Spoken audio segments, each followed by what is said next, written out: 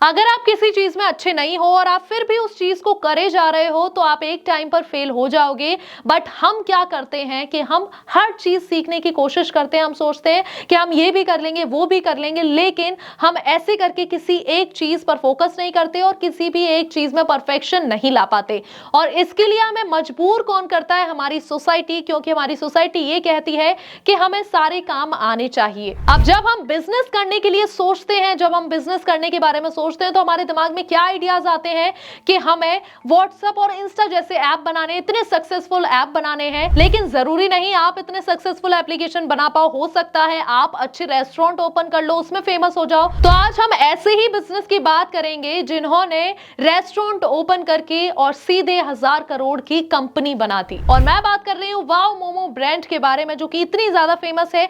आखिरकार ये इतनी फेमस क्यों हुई, इसके स्ट्रेटजीज के बारे में जानेंगे। और आज के टाइम में ये नंबर 1 QSR में से एक है। तो इस वीडियो को एंड तक देखना, बिल्कुल स्किप मत करना। और अगर अभी तक हमारे चैनल को सब्सक्राइब नहीं किया तो सबसे पहले सब्सक्राइब करें, बेल आइकन प्रेस करें।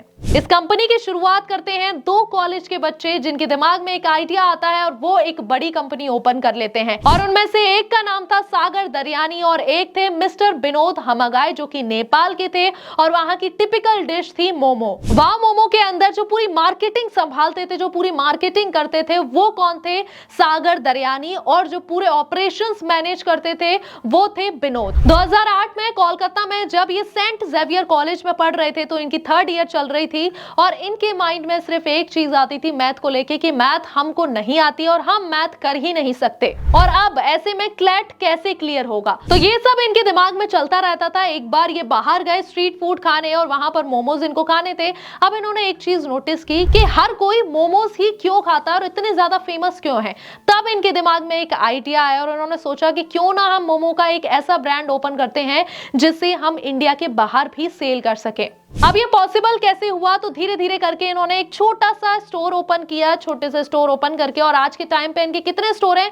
करीब करीब 320 स्टोर्स ऑपरेशनल बन गए हैं और आज के टाइम पे हर जगह आपको इनका ब्रांड नजर आ जाएगा। 2008 में एक स्मॉल इन्वेस्टमेंट 30,000 की, जो कि सागर के पेरेंट्स ने उनको दी थी और उन्होंने 30,000 लेके इस कंपनी की शुरुआत की। तो अब मैं आपको बताऊंगी कि आखिरकार ये इतने फेमस कैसे हुए। सबसे पहला है फाइनेंशियल अल्टरनेटिव। इनकी जो फाइनेंशियल कंडीशन थी वो काफी ज्यादा ठीक नहीं थी, क्योंकि इन्होंने अपने पेरेंट्स से पैसे लिए थे, उधार लिए थे और इनको अपना जो बिजनेस था वो एक सक्सेसफुल बिजनेस में क्रिएट करना था। तो ऐसे में सबसे पहले उन्होंने शुरुआत की, एक 200 स्क्वायर फुट की किचन ली और उसी से उन्होंने शुरुआत की। उसके बाद धीरे धीरे करके जब उन्होंने काम हैंडल किया, जब उन्हें पता चला कि क्या क्या चीजें होती हैं, तो फिर उन्होंने एक छोटा सा कियोस्क लिया 6 बाय 6 का। अब उसे ऐसी जगह लगाना था जहां पर क्राउड भी आए, जहां पर अच्छे कस्टमर्स आए और हमारी जो बिक्री है वो काफी ज्यादा अच्छी हो। इन्होंने अप्रोच किया स्पेंसर रिटेल को, लेकिन उनका जो रेंट था वो काफी ज्यादा था, तो इन्होंने 18% रेवेन्यू शेयर का ऑफर दिया और ऐसे में वो मान गए। तो जब इन्होंने कियोस्क लगाया तो इनके जो पहले दिन की कमाई हुई थी वो करीब हुई थी 2200 की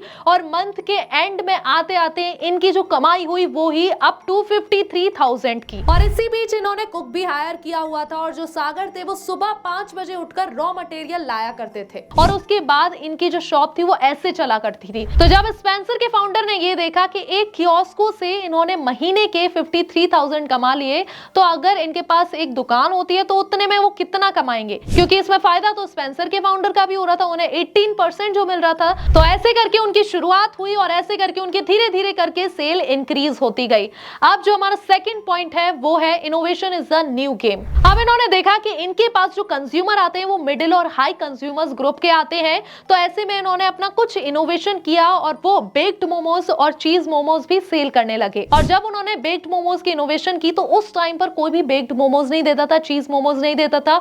और ऐसे में उन्होंने देखा कि जब मैं ये चीज दे रहा हूं तो डेजर्ट में क्यों ना कुछ, तो ऐसे में उन्होंने चॉकलेट मोमोज भी दिए। अब ये जो इनका खाना रहता था ये प्री कुक्ड और ऑटो प्रोसेस रहता था। और ये जो इनका बिजनेस चलता है, ये बिजनेस चलता है हब और स्पोक मॉडल के ऊपर और अलग अलग ब्रांचेस में ये लॉजिस्टिक के थ्रू चला जाता है। और कुछ टाइम बाद इन्होंने फिर द गेम चेंजर प्रोडक्ट डाला और वो था सिजलर मोमोज। और ऐसे करके इनकी सेल जो थी वो और ज्यादा डबल इंक्रीज हो गई और ऐसे करके ये धीरे धीरे ग्रोथ होने लगी और प्रॉफिट भी काफी अच्छा इंक्रीज हो गया। नेक्स्ट है सिनर्जी ब्रिंग्स एनर्जी। इस पॉइंट का मतलब ये है कि मान लो अगर कोई भी ऐसा पर्सन है जो कि ये मानता है कि मैं इस फील्ड में सबसे ज्यादा माहिर हूं और मैं कंपटीशन करता हूं उन लोगों से जो कि एक टीम वर्क में काम करते हैं, तो आप एक टाइम पर आके हार जाओगे, क्योंकि जो टीम वर्क में होते हैं वही जीतते हैं और कंपटीशन आप उनसे कर ही नहीं सकते।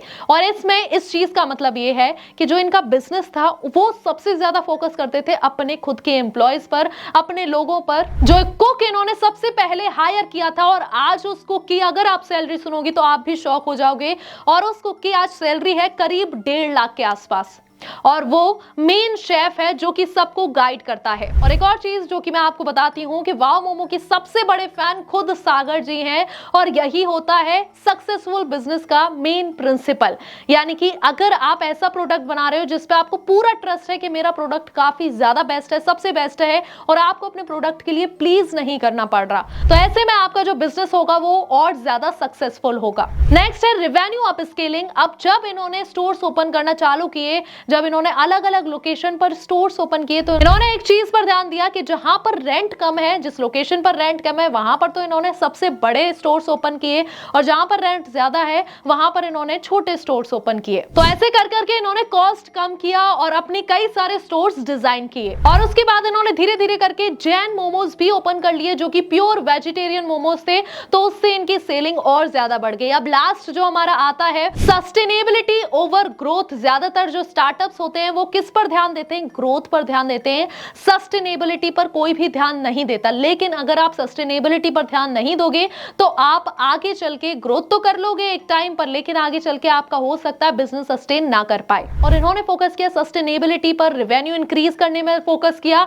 ना कि प्रॉफिट पर ध्यान दिया। और ऐसे ही करके इन्होंने प्रॉफिटेबल रियल बिजनेस क्रिएट किया, और 2015 तक तो इन्होंने कोई भी फंडिंग नहीं ली थी। अब ये एक और चीज अपनाते थे कि जो भी स्टोर से इनका प्रॉफिट आ रहा है उस प्रॉफिट को सेव किया और नया स्टोर उसी प्रॉफिट से इन्होंने ओपन किया। और यही करके इन्होंने अपने स्टोर्स ओपन किए। उसके बाद 2015 में इन्होंने अपनी पहली फंडिंग उठाई IAN से 10 करोड़ की। ऐसे ही करके 2 साल तक उन्होंने वो फंडिंग चलाई, और उसके बाद 2 साल बाद इन्होंने लाइट हाउस से 44 करोड़ की फंडिंग ली। और ऐसे ही करके इन्होंने अब इतना ज्यादा सक्सेसफुल बिजनेस अपना क्रिएट कर लिया है। तो ये थी पूरी इंफॉर्मेशन वाव मोमोज की कि कैसे इतने ज्यादा सक्सेसफुल हुए, क्या क्या स्ट्रेटेजीज इन्होंने अपनाई। तो ये जो स्ट्रेटेजीज मैंने आज आपको बताई हैं, इनमें से आपने काफी कुछ सीखा होगा और कुछ ऐसे फैक्ट भी सीखे होंगे जो आप अपने बिजनेस में भी इंप्लीमेंट कर सकते हो। ऐसी और इन्फॉर्मेटिव वीडियोस के लिए हमारे चैनल को फॉलो करें, सब्सक्राइब करें और अपने दोस्तों और फैमिली को ये वीडियो जरूर शेयर करना। Thank you so much.